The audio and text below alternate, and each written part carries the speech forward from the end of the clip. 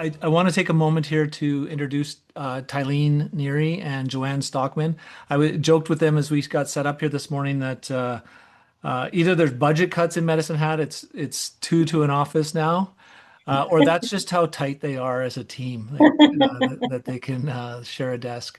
I go way back with each of them. In fact, to my very first year of teaching, Joanne and I, actually Joanne was on mat leave the first year that I taught, but the second year we both taught. Well, there's all sorts of names for learning assistance programs back in the day, but we taught next door to one another and shared lots of good laughs and tears in those roles.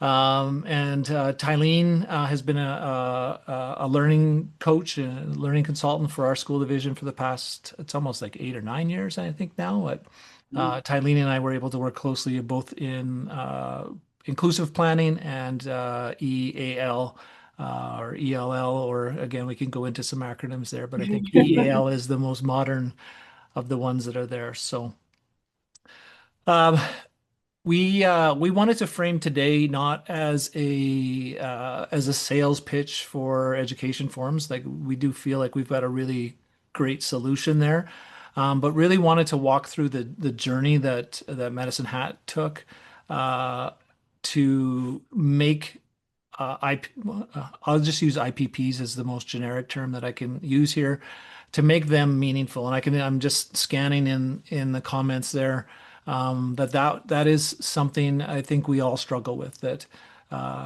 it's easy for people to see that as a compliance activity that they need to check off and get done. And in Medicine Hat, we experienced some of that ourselves, and we wanted to really turn that into a document that informed learning, and made sure that we were getting the best strategies and the most impactful strategies to the students and know whether or not they were working. So wanted to set it up that way. So this will be more process oriented. It'll probably drift into some specifics about how education forms met the needs for that, and we will carve out time for questions here as we go along. But don't hesitate to pop your questions into the chat as well. Caleb and Brendan will keep an eye on that and make sure that they don't get missed. Tylene, Joanne, you feeling set? Yeah, good to go. All right. So let's go back to the start. It's like 2018 or 20. It probably goes further back than that because we had been part of a zone buy with a solution. But what was working for you and what wasn't? Thinking about when you were with your previous system. Well, I think what was working was familiarity, that there was a comfort level there because we had used it for quite a few years. And like Corey, I've been around enough that we went through lots of different programs. Yeah. And we had some influence initially with that program, but then it became quite inflexible. And some drawbacks I think were there were benefits to it being a multi-district project, but there was also some drawbacks in that any kind of tweaks or changes that might need to be made had to be agreed upon by several stakeholders, and then the cost that would be associated with that. So if we made any shifts in thinking or new learning around instruction or assessment or how to build goals and be effective with strategies, if we wanted to represent that in our tool, our ISP tool, and make those changes, there was quite a cost to that every single time. It wasn't able to be flexible and responsive. And were you feeling like you had to pursue a number of workarounds to make things work? Yeah, like it had become inflexible, and our staff, our teachers were looking for ways to improve or change their practice, but the tool wasn't allowing for that to happen. And so sometimes I think it would even be, we would have to use a template box that might have a heading that was for some purpose, but we would have to use that for an additional purpose, or, you know, using the really rigid tool, but using workarounds within it, or eventually outside of the system as well.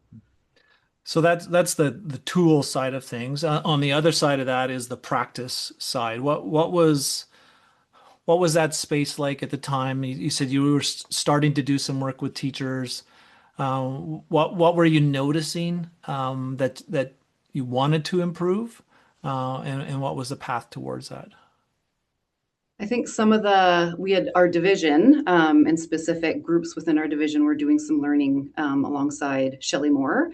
And so we're really starting to think about multiple environments. And so when we're building goals and strategies for a student, not thinking about that in a single place, but thinking about there could be a single goal, but that might look different in several places, and wanting each teacher in each environment, or, you know, if it was a single teacher, but wanting to be thinking about what does meeting this goal look like in the classroom versus in the gym versus at recess. So really trying to expand our thinking and be just a fuller approach in terms of creating the goals, but also being able to be responsive to those goals. Yeah. And then, like in high school, you had common goals, but often 4 different core teachers. And that goal, the strategies look different in each classroom. So then it gave those teachers ownership over their portion of the goal, which they could respond to. And where otherwise it was pretty generic, the goal, and people were just kind of doing their own thing. And I think we were making some shifts and change and evolving a little bit with our assessment practice division-wide as well. So also wanted to tie that to our ISP. So when we were reviewing those ISPs or documenting growth, we wanted to be able to have a way to think about, are we using products? Are we using observations? Are we using conversations? And thinking about having multiple sources of evidence. So all of that work was happening, and we wanted to connect that to our ISP work as well. So that kind of sets the stage of what it was like on the practice side and the tool side. And then, as we talked about this before, a pandemic hits and everybody is forced into this online world that we're also expert at now. What did COVID expose there? And how did it really help to accelerate finding a solution there? Well, we had to look at those goals differently, because now you're looking at what does that goal look like in the home, and for the parent to help to support. So that's where that concept of what does the goal look like in different environments became really at the forefront, because it was no longer just about our 4 walls in our classroom. It blew that out of, that was gone. Those 4 walls were gone. And so we had to think more outside the box. And in terms of the tool we were using at the time, there wasn't that adaptability to be able to do that within that system very easily. Yeah. So we now I'm throwing myself into the mix there. So you two we thought there I go again. I'm just gonna go with we. If we had a blank slate, like if it was possible, using some of that Shelley Moore influence, what would be our approach to designing a form that would support students like an IPP or an ISP? And what did you do with that? How did you approach that? So at the time, yeah, we brought that question forward. What if, not thinking about previous templates or structures, if we needed to represent our ISP process and what is involved in the ISP without any, kind of strict rules or guidelines, what's out there, what could we do? And we brought together a team of our CSTs, our classroom support teachers, and formed a working group to start doing some of that work. So really be thinking about what are the key things that must be in an ISP? What's the thinking and work that we've been doing as a division in instruction and assessment and all those areas that we knew we wanted to tie together, and what could this potentially look like. So it started with brainstorming an idea of and recording lots of ideas of what it could potentially look like. Yeah. And how important was that to the change management process? Well, I think that was huge because the teachers and the classroom support teachers could see their thinking and ideas in well, not final, because it changes all the time, it's evolving, but they could see what their requests come to life. And I think that was a big, they took ownership of it. They feel like they are good about ongoing ownership where, hey, I have an idea. Could we do this? Or this isn't really working. Can we change that? And that continues to evolve, and we continue to get feedback. It's slowed down. Like we don't get as much as we used to, because I think we've worked out a lot of the little kinks that they wanted, but that is key, that they could see we could be responsive. So it was important. Oh, go ahead, Sorry. Tony.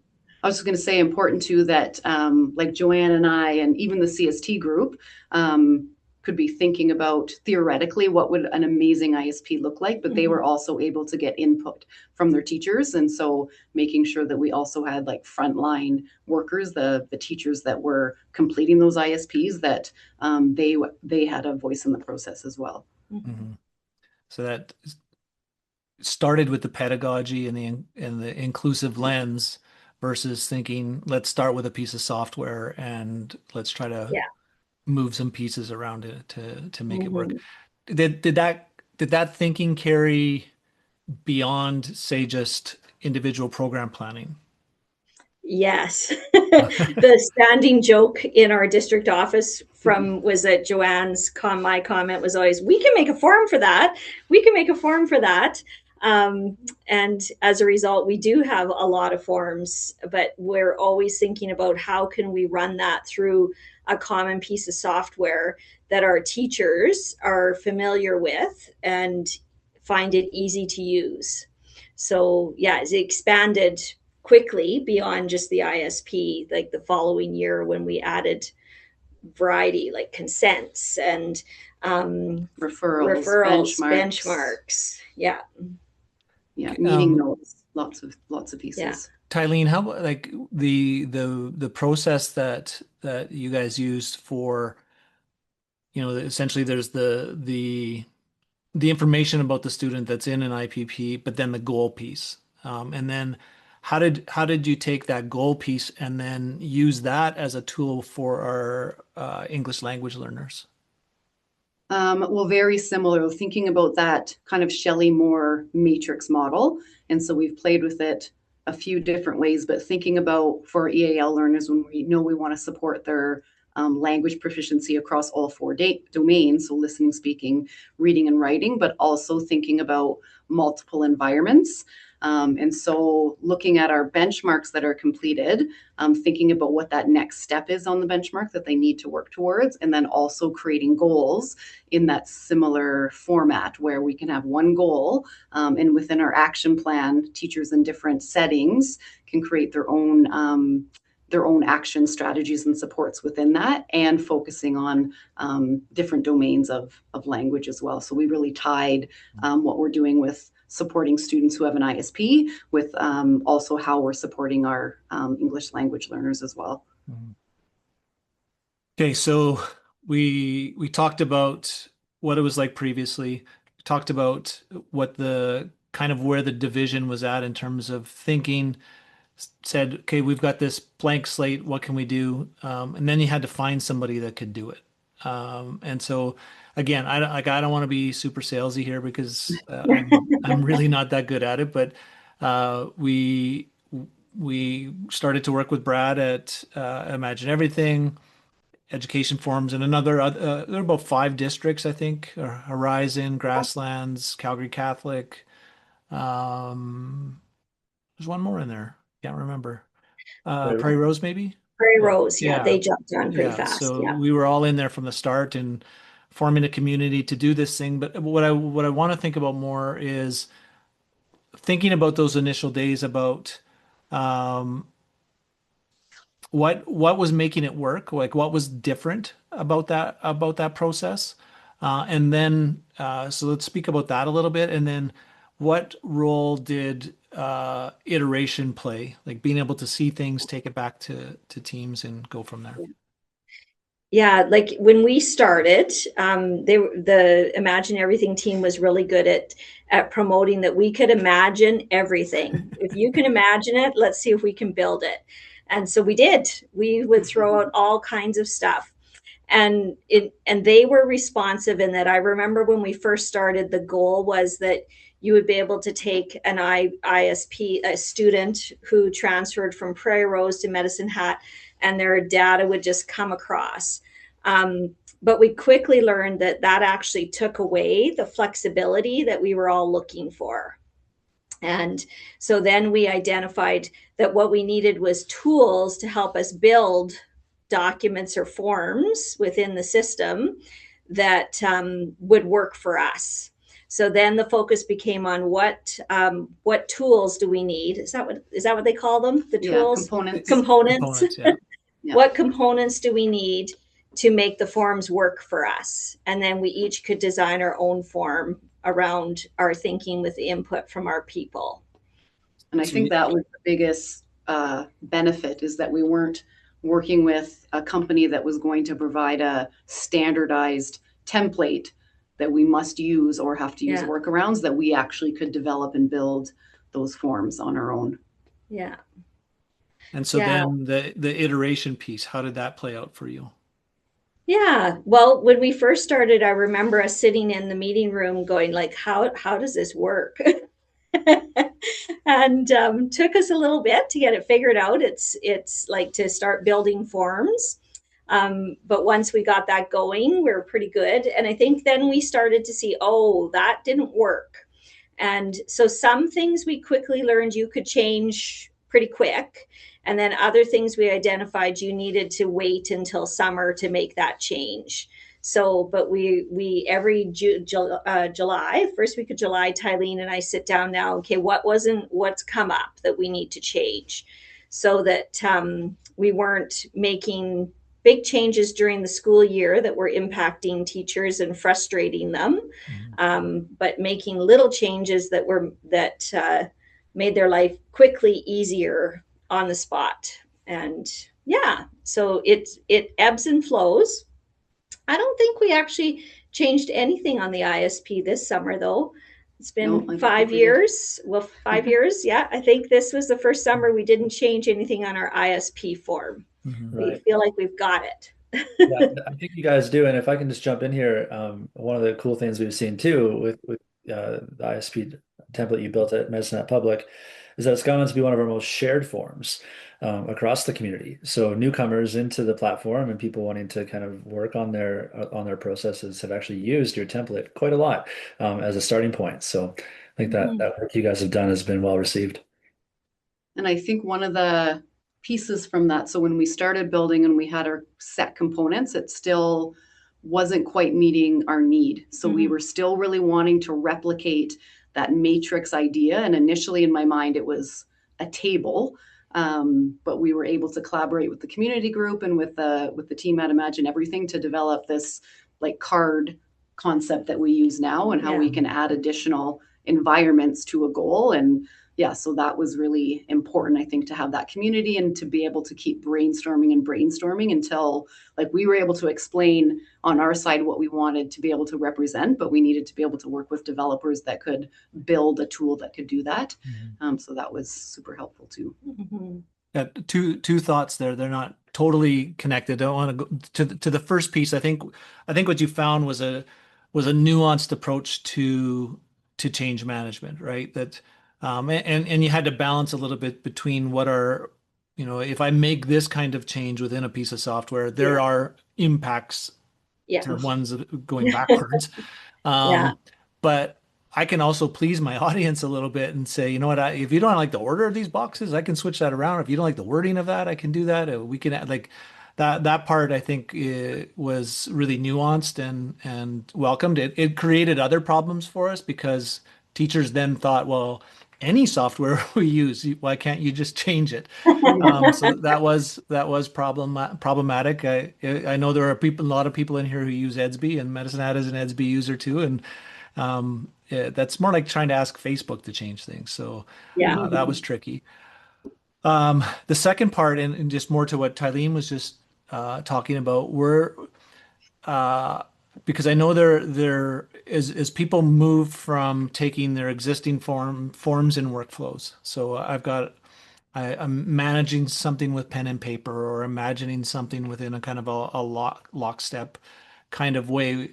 When you move into this kind of custom, the ability to do things very custom to your district, different from Prairie Rose, different from Horizon, were there any surprises? And that table card idea is one I think that happened as a different way of thinking about doing something. So really that's kind of where I'm going from. Were you able to simplify any pen and paper processes that we used in the past in the digital environment, or were there solutions that have allowed you to do things differently than before? I think the ability to obtain digital signatures helped with lots of that, sending paper home back and forth. That would I be think, yeah, and having a common place for the information for students. So that's always been our vision, is that when we want to know information about students learning, we want to know we can go to EdForms and find it there. So anything to do with that, we can go there to find it. And so having a common location for things, and streamlining, like with workflows. So when we're sending ISPs off to principal, like, the steps that it goes through to get approvals, those types of things have been very helpful. And yeah, that digital signature component was also helpful. Just sticking with the I guess the change management piece a little bit. Every implementation in the ed tech space has bumps along the way. Um, and well, sure, we can air some dirty laundry in this space on some bumps, but I want to hear more about how did you do your best to protect classroom teachers from those bumps? I think initially most of the bumps happened within our small team. So it was Yeah. about how, like, the learning curve was huge initially in trying to figure out how to use the components and really understand what each component did and if you put it in this order and those sorts of things. So we were able to kind of build things, look at them, realize they didn't work. So there was lots of learning and sometimes frustration on our part, but we tried to make sure all of that was kind of ironed out so that when it actually went to the front end user, they just saw a product that hopefully was using. We would definitely get feedback, like Joanne said, through the year of suggestions for things that could be tweaked, or sometimes there would just be like things that would happen that we hadn't have thought about in terms Yeah. of process, or exceptionalities to what the kind of normal process would be, that we would then have to figure out how to work around those. But I think for the most part, most of those bumps happened with Yeah. us and Yeah. not with teachers as a whole. Yeah. So by the time it got to the teachers, we really didn't have huge pushback from the teachers. It was very intuitive for them to use. And the suggestions they were making were like you said, minor tweaks. Like, it would be better, it would make more sense if it was in this order than that order.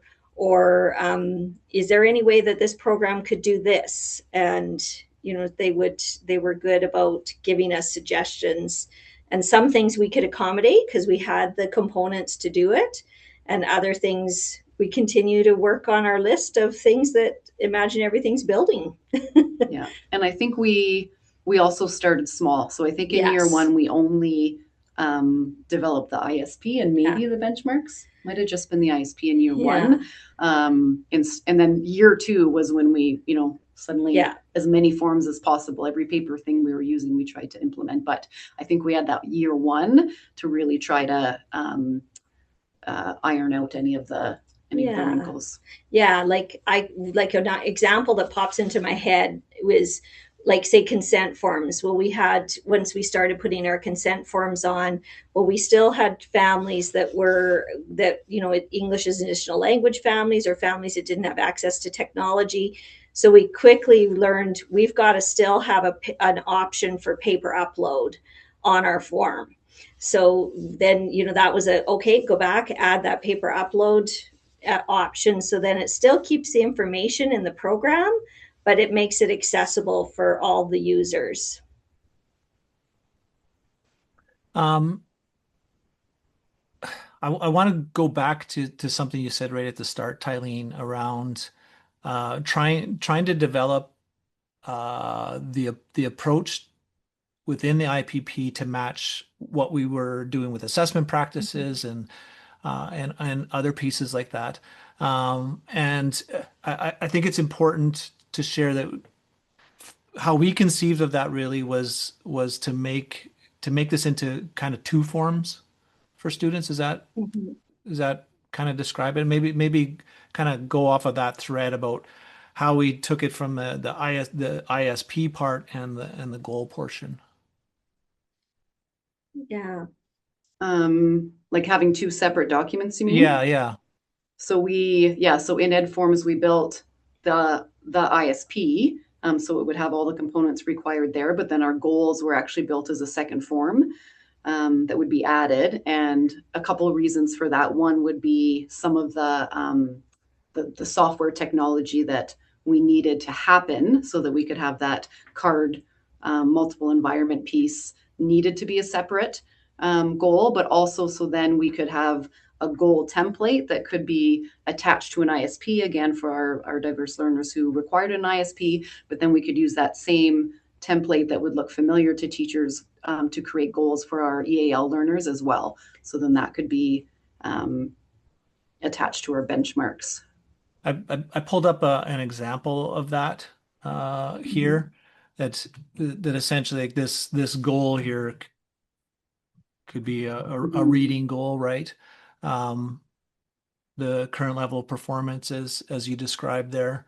And then because the card thing isn't necessarily easy to describe and comprehend at the same time, but the idea that you could have those multiple environments listed here, the strategies, supports, the success criteria. You can record a log of events or comments about that. But the being able to add a second layer to that allows you to do that, create that multiple environment approach. Yeah, so you might have that goal at the top that Corey's showing you. And then if you're a high school teacher or a high school student, you might have a card for English and a card for math. And so the English teacher does the card for English, the planning section. The math teacher does the planning section for math. And so then they're not trying to evaluate and assess on each other's strategies and success criteria. They're evaluating based on their own success criteria that they've identified. And now, yeah, I can add a different one. And now there are multiple core. You can see that Yeah. card below, right? So I could, and now where that started with that Shelley Moore piece was really on the multiple environment piece. Like it could be in the classroom, in the gymnasium, on the playground, right? It fits well with things like behavior support planning as well. Yeah, that card idea was built initially around that thinking for the ISP, but we now use that in multiple forms for multiple different reasons. It's quite a helpful component. Yeah. So like, for example, in our speech and language section, if they do an assessment at the beginning of the year and that particular student has a second assessment, they can add a new card and put the information in for the second assessment. Mm-hmm. And it still stays within that one form. Yeah, so it's a form that can be continued to be built out further and further, which is nice.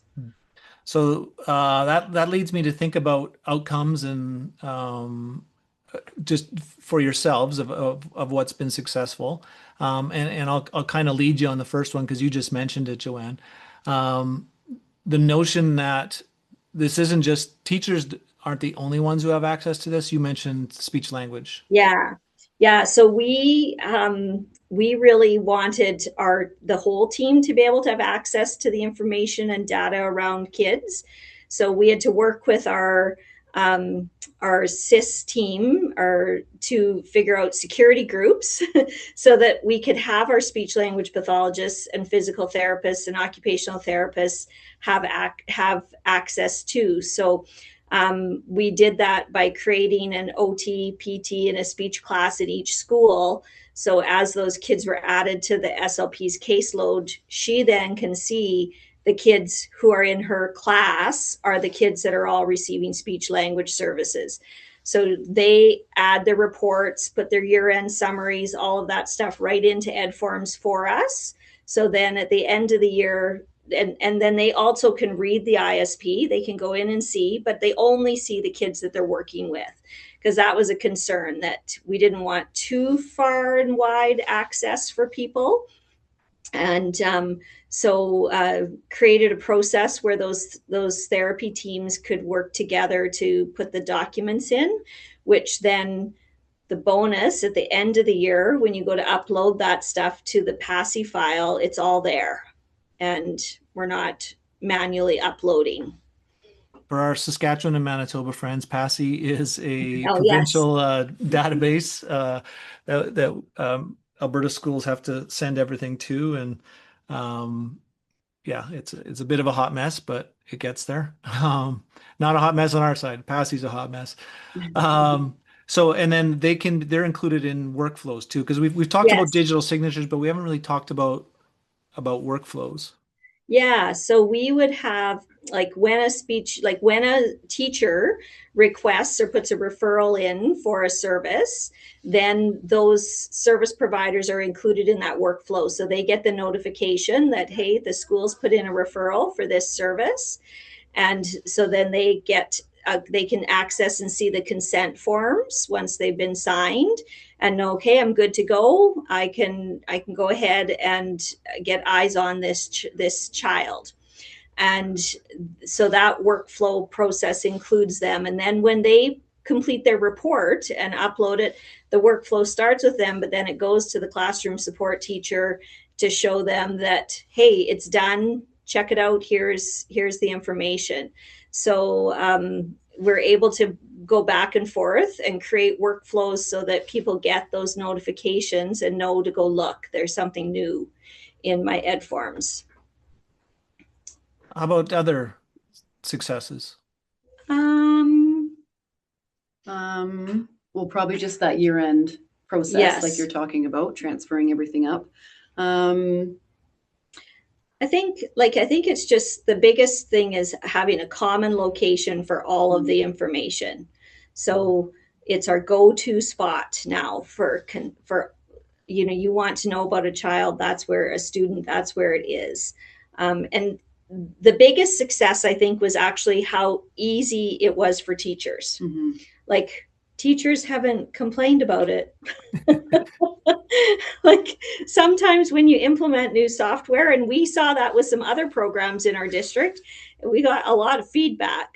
But with EdForms, we did it. And I think part of that was a good implementation plan on the school division's part, but also it was user-friendly and intuitive. Mm-hmm. And then I think the other piece in terms of success would be in terms like our support plans.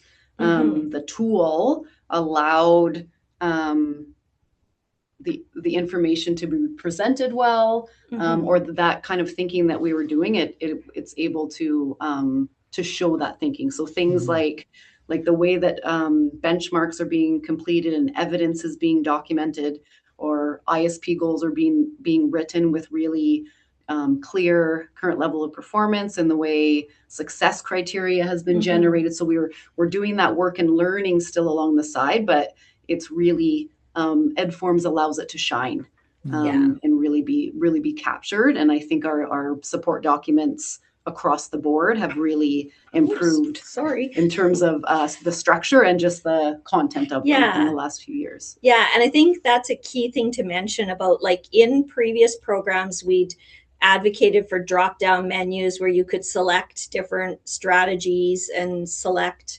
success criteria, those types of things. But what we found was a lot of just clicking and not people being intentional about what they were choosing. So we really advocated not to have that in this program. And that's an evolution that's happened. Like, our CST team worked together to create some banks of stuff to give people kind of a reference point to go to, but also have now transitioned to, okay, how can AI help us with that? Was able to sit with a group of teachers while we were doing a file review, and they watched them use AI, and then we're able to go, okay, yeah, no, that won't work in my classroom. This will. Okay, copy that in, paste that in. This is what here's what I feel good about and feel like this can happen in our classroom for this student. So they're much more thoughtful about what they're choosing and why. So separate from the tool, so I'm thinking more about the original vision of let's move from compliance to meaningful documents that are getting used. Do you feel like you achieved that? I think, if I think back to where we were prior to the tool or the learning, like, I think those two things evolved side by side. We did do lots of digging in and learning and, what is success criteria, like all of the pieces, and the tool kind of grew with us. So the two together, I think I think those documents are more meaningful, more accessible. And again, I think Joanne talked about, if teachers or those end users are feeling like, to be able to capture the good work that I'm doing or the shifts and changes that I'm making, they're quick to say, hey, can we try this or can we adapt this? And they're still seeing that we can be responsive to those things. So I think that continues to help it feel like things are meaningful and moving along, and we're continuing to evolve. Yeah. And like, I mean, I think about like, one of the things with the evidence piece in the planning section, there's space there for people to put multiple pieces of evidence in. So some teachers will regularly put, they'll see something, okay, I'm going to document that in the system. It's quick and easy for them to do that when they're showing something that's happening for a student. Others are still tend to be more that, beginning of the year, middle of the year, end of the year. But they started asking for extra reports. Like, can I get a goal report that's just the goal, so I can print that out and have that on my desk, so I'm looking at it when I'm planning. So teachers have made comments and things like that they're more engaged with it, I think, than one and done. And you guys, you also used how the system rolls over as a way to reinforce thinking. How the system rolls over. Like, so I'm thinking on so for example, medical support plans. Those roll forward, they kind of repopulate. Teacher makes some tweaks because they don't change very often. Yes. So that saves that teacher workload piece. Yes. But where something like like you want the teacher to pause and take some time and think about the goal, you can decide not to have that goal roll forward. Yes. So at the end of the year, the teacher has to reflect, is this goal ongoing? Is it completed? Or, where is it at? And then when the goal rolls over, only the goal title rolls over. So the teacher does have to go back and think about those things. But something like a medical support plan or a behavior support plan, a good amount of that information rolls over, but it does require them to go back in and update it and review it and document that they've done that. So instead of just copy and paste, there is some thinking that goes into it. Is this still accurate? Is this still a good reflection of where this child's at? Yeah. And we pick and choose on all the forms, what's rolling forward, what isn't. Well, Yeah. even within a specific form, which Yeah. again helps with that flexibility. So within a form, if we want it to roll over, we can choose the specific sections that do or don't. So yeah, we have a lot of control around those Yeah. pieces, which is helpful. Okay, I know this is kind of my last question, and then we'll turn it over to our guests here to ask some questions. Um, I know you said you don't think you made any changes this year to your IPPs, but I know how you think. Uh, and maybe it's not specific IPPs. Maybe it could be other things like functionality or whatever it is. What's next for you guys? What would you like to explore next or see changed or updated or added to your process? And it doesn't even have to be a technical thing. It could just be a thinking thing. One thing that would be helpful, I think, with lots of our forms, including our ISP, would be the ability for parents to Yeah. input information directly into the form, so that we're having to do, even because some of that stuff is still having to be, like, anywhere that we are still having to do some paperwork pieces, lots of times it's if parent needs to provide some input. So that might be a Yeah. next Yeah, I would steps in say, terms of the tool. yeah, I would say it's more things that are on the wish list for functionality within the program like that. When we started, they often talked about, is this the the skateboard model, the bicycle model, or the car? And we started with the skateboard and gradually improved that. And little things, well, not so little maybe, but like generating reports, like we've got one step closer. We used to have to do all that manually. Now we can set in the background.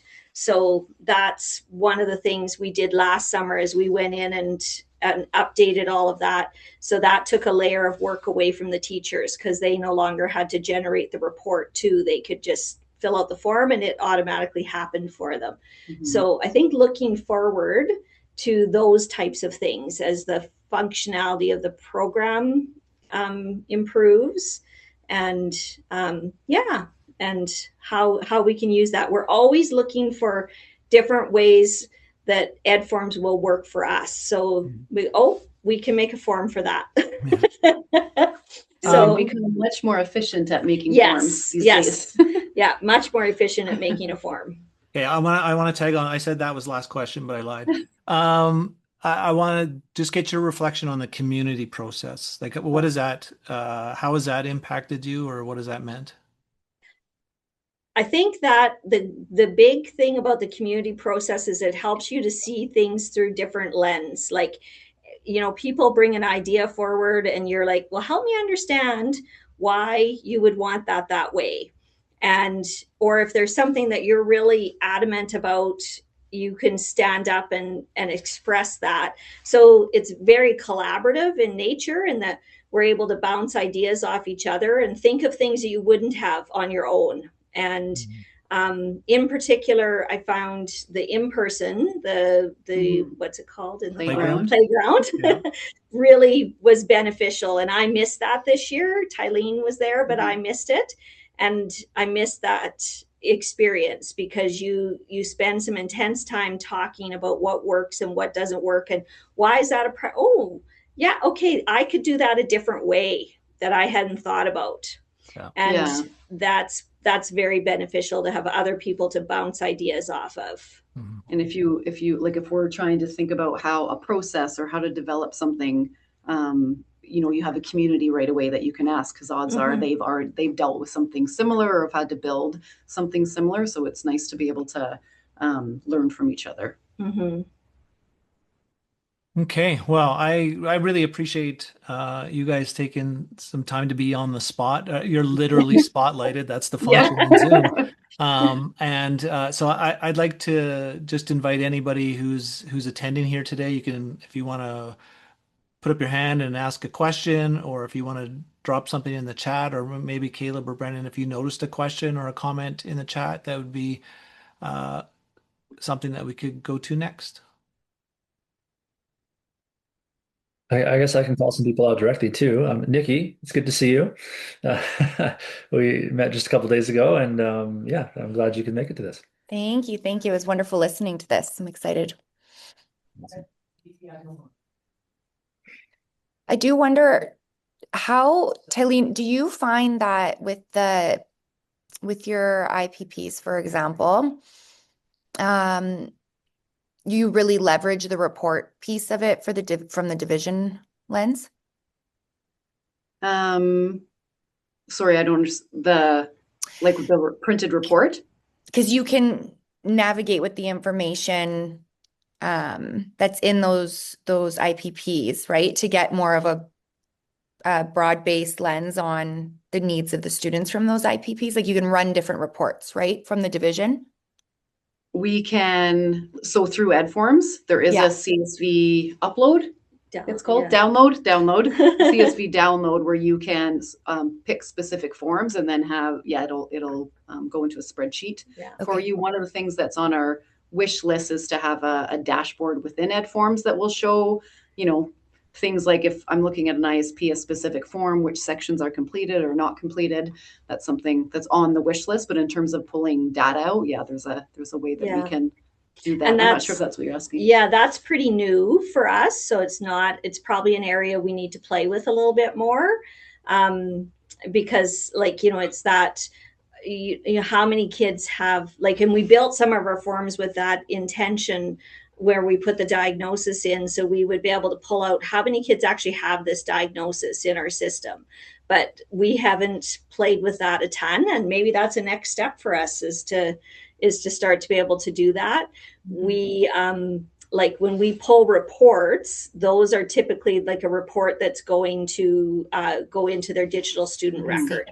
So we might pull, like ours, we call it all planning documents. So if they have an ISP, if they have goals, if they have a behavior support plan, all of those things we've toggled to pull together into one report for parents, so that that they're not getting multiple reports and different things.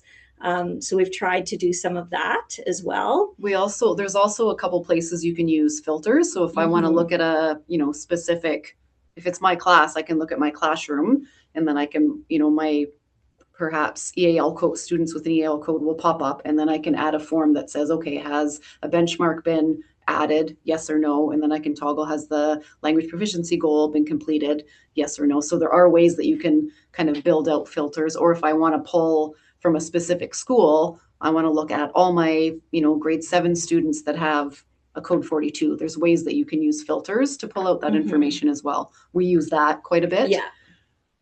Perfect. Thank you. Mm-hmm.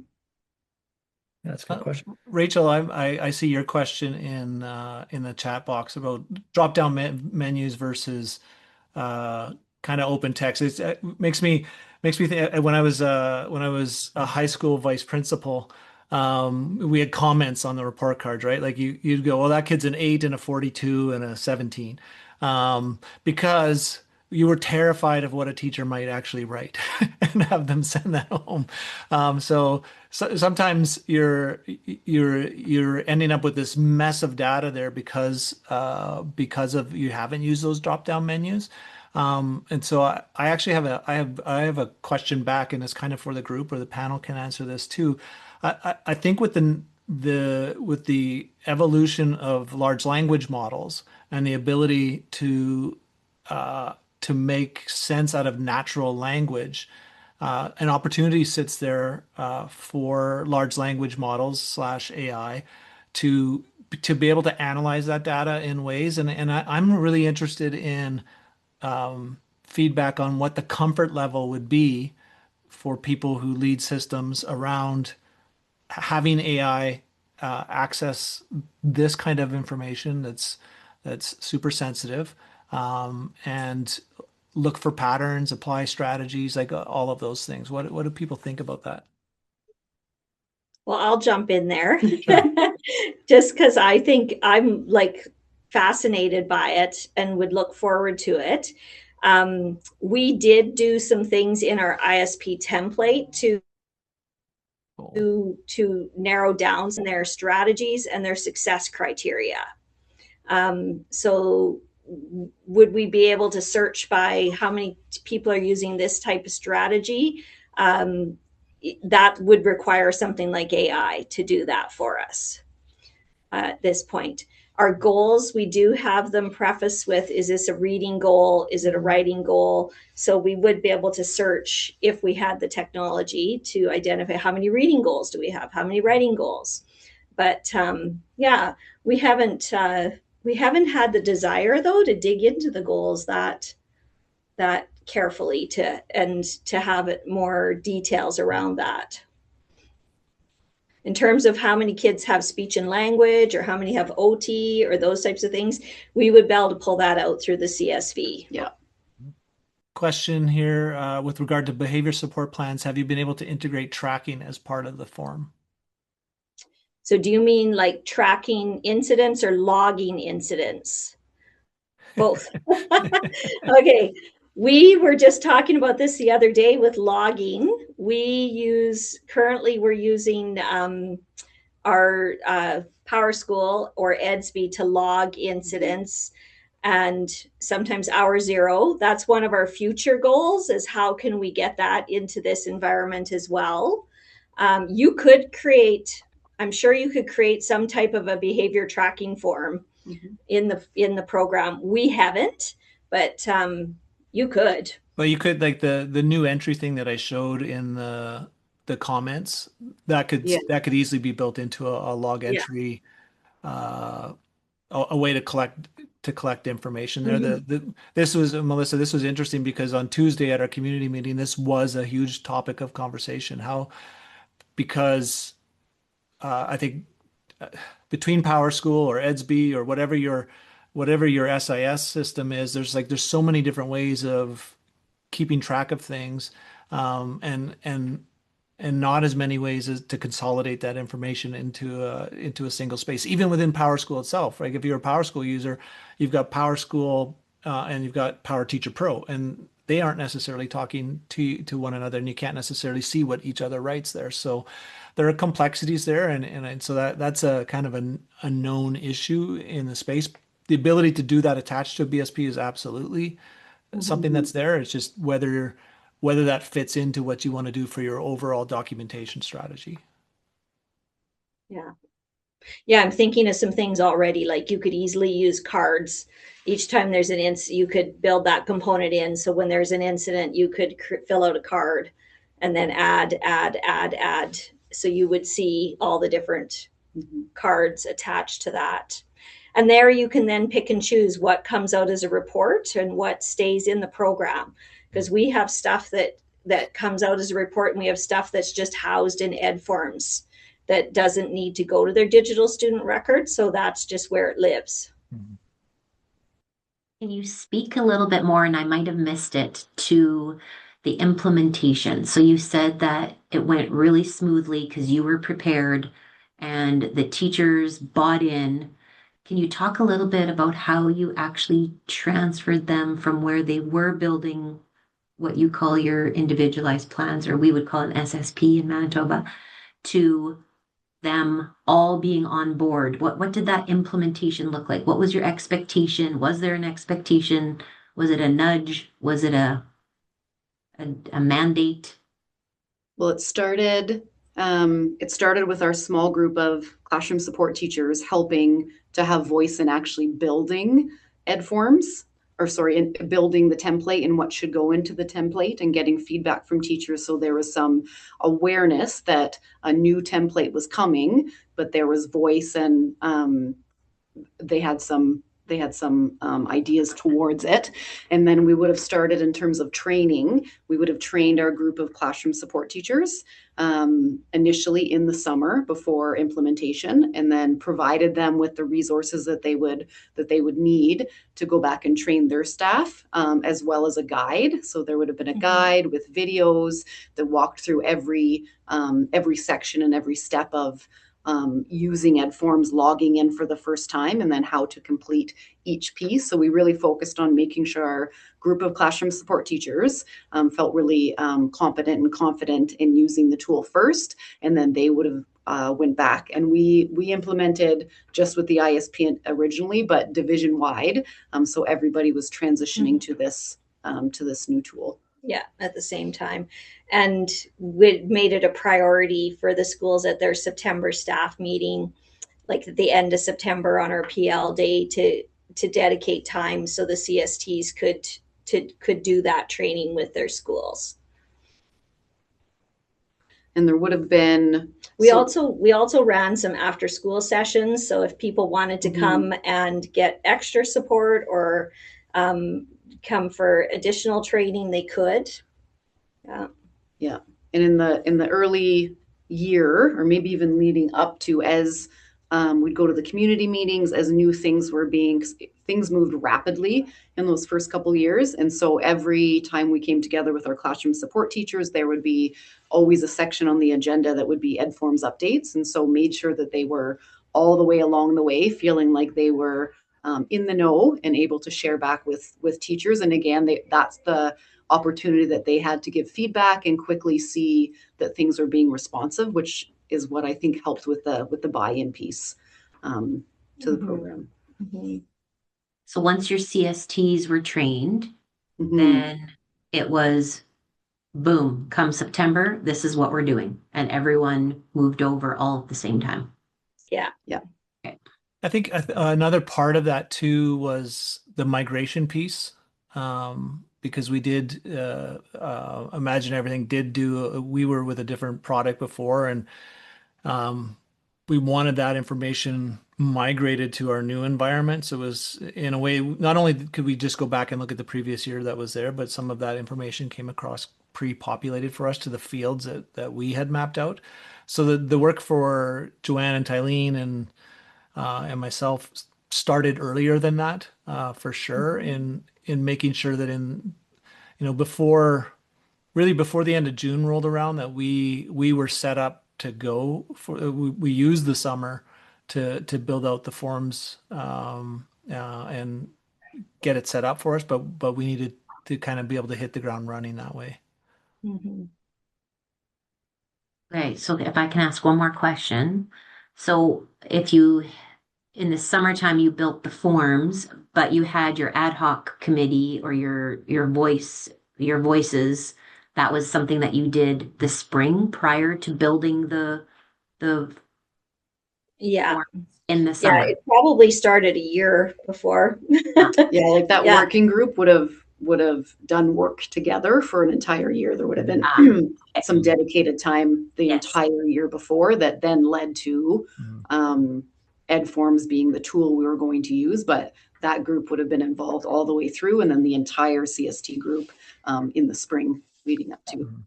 Okay. Yeah, because we had some forms built out before we left and so that they could give us feedback. Yeah, just not published out. Just not published. Great. Yeah. Okay. And I appreciate that. Yeah. Because the implementation is super crucial, in my opinion, Yeah. right? In order for something to go smoothly. So I appreciate you sharing how you did that. Thank you. There was brief mention of kind of this dichotomy of having the SIS with a lot of information and having EdForms with a lot of information. Did you notice, was that a struggle to bring on your team when they're going back and forth, or is it still a struggle of knowing what goes where and living in two worlds?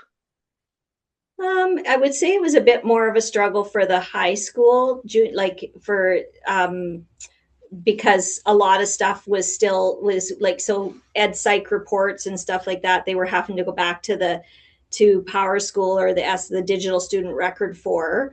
But they quickly seemed to figure that out and now you never hear about it. Like 5 years in. Yeah, I think we're far enough along now that people go to at most things are in EdForms. Unless they've for some reason been directly uploaded into PASI, or if they've come from another school division. Yeah, everything can be found in EdForms, and so that's where teachers are going. It would have taken a few years, and people kind of knew in their mind, am I looking for something more than 2 or 3 years old? Then I need to go to the student digital record file versus looking at EdForms. Yeah. And interesting, I think, like for a school division that has an LMS like EDSB, teachers almost don't use, like elementary teachers don't use Power School at all. Like they don't go in there really for anything. And high school teachers only to record marks, because eventually that's how it gets pushed to the province. Yeah, it would be more of a select group, like those classroom support teachers that might go into the actual digital student record to when they're looking for an older document. Yeah. But yeah, most things now are just right there. Well, I appreciate everyone taking an hour out of your busy. It is Thursday, right? I said that at the start. I'm losing track of the days. We'll post this recording at some point in the near future on our page for others to refer to. So if you want to point people back to it that are on your team and want to listen in on this, or if you want to get a refresher on some of the ideas that Joanne and Tylene shared at the front end, that will be there. We'll have a little summary of this and do a follow up with each of you as well. And then we're always available and open for questions or creating connections for people to help one another out. It really is a community approach here. So thanks again, everyone. It's been fun hosting this, and really a big thank you to Tylene and Joanne. I think I need to pop over there with some. The three of us are all in Medicine Hat, so I think I need to pop over there with some treats tomorrow. So I could keep them on my side. Yeah, I think the biggest thing I would say as we end here is reach out to the community, because instead of struggling along on your own, if you're implementing, reach out, because there's lots of people that will help.